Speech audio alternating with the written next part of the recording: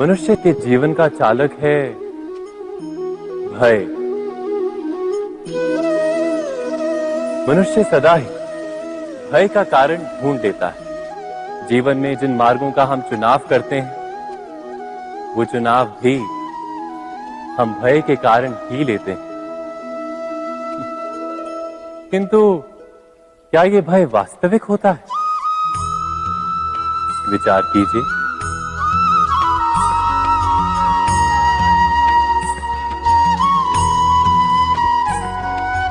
भय का अर्थ है आने वाले समय में विपत्ति की कल्पना।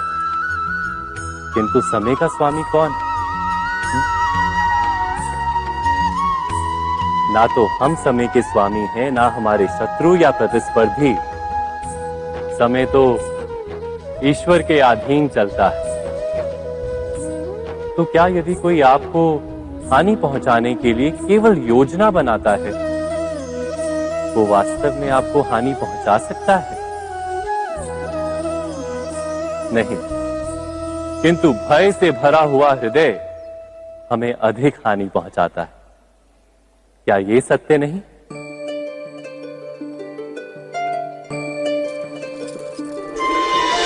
विपत्ति के समय भयभीत हृदय अयोग्य निर्णय करता है और विपत्ति को अधिक पीड़ादायक बनाता है। किंतु विश्वास से भरा हृदय विपत्ति के समय को भी सरलता से पार कर जाता है। अर्थात जिस कारण से मनुष्य हृदय में भय को स्थान देता है, भय ठीक उससे विपरीत कार्य करता है। क्या ये सत्य नहीं? स्वयं विचार कीजिए। सत्य कहा वासुदेव कृष्ण ने कि सबके जीवन का जो चालक है वो भय है।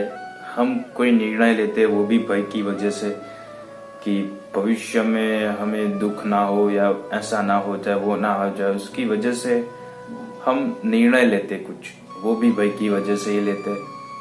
और कृष्ण ये भी कहते कि क्या सच में भय वास्तविक है? नहीं, वो तो काल्पनिक है। आने वाले समय में जो होने वाला है उसके लिए सोचकर हम भयभीत होते।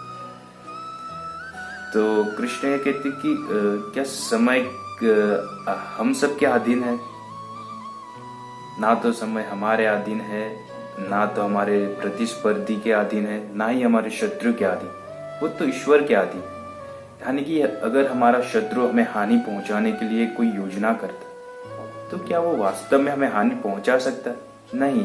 अगर ईश्वर की मर्जी होगी तो ही हमें हानि पहुंचेगी, वरना हमें कुछ नहीं होगा। तो कृष्ण यही कहने की कोशिश करे कि शत्रु नहीं, वो हमें हानि नहीं पहुंचा सकता, लेकिन जो भय से भरा जो हृदय है वो हमें अधिक हानि पहुंचाता। तो यानी कि जब परिस्थिति में कोई ऐसी परिस्थिति आए तो हमें भयभीत होकर कोई निर्णय नहीं लेने चाहिए। यानी कि हम जब भी भय के साथ कोई निर्णय लेते तो वो अयोग्य होता है निर्णय। और अगर हम पूरे विश्वास के साथ कोई निर्णय करें तो वो योग्य निर्णय होता है। तो कृष्ण यही कहने की कोशिश करे कि हमें हमारे शत्रु से भयभीत होने की जरूरत नहीं, या तो हमारे भविष्य के बारे में सोचकर भयभीत होने की जरूरत नहीं, क्योंकि वो सब कुछ ईश्वर के हाथ में है, हमारे हाथ में कुछ नहीं। तो हमें हमारे हृदय में भय को धारण नहीं करना चाहिए, विश्वास को धारण करना चाहिए। ईश्वर पर विश्वास को धारण करना चाहिए। खुद पर भी जो भरोसा होता है उसको भी धारण करना चाहिए। यही कहने की कोशिश करे कृष्ण। जय श्री राम, जय श्री कृष्ण।